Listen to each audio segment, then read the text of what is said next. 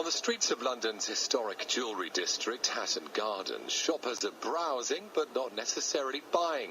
And down the road in affluent Knightsbridge, custom jewellers are also seeing some of the shine come off their business. If gold continues to rise at the rate that it is going to have an effect. I mean, there's nothing you can do. The cost is the cost.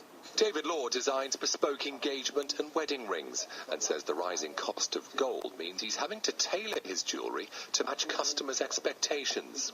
Men's wedding bands have had the biggest impact on the rise in gold because obviously it's all weight. Without doubt, palladium is really growing in menswear because of the cost.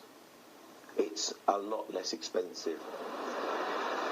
Gold has become so expensive that jewellers are opting to put more gems in their pieces rather than the weighty precious metal. The World Gold Council says gold is increasingly being treated as a jewel in its own right. In the past year, gold has risen more than 30% to nearly $1,800 an ounce, driven by India and China. The Asian powers accounted for more than half of all investment in coins and bars last quarter, as well as global jewellery demand. Financial market instability also means scared investors are seeking comfort in the gold standard.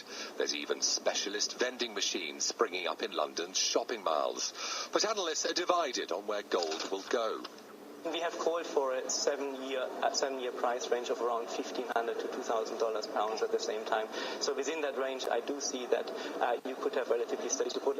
Gold looks toppy to me, and as a result, I think commodity prices will come off. That will all bode quite well for capital markets in general. Hyperbolic in most moves, again, with gold in particular. Prices that will dictate what tomorrow's jewellery looks like.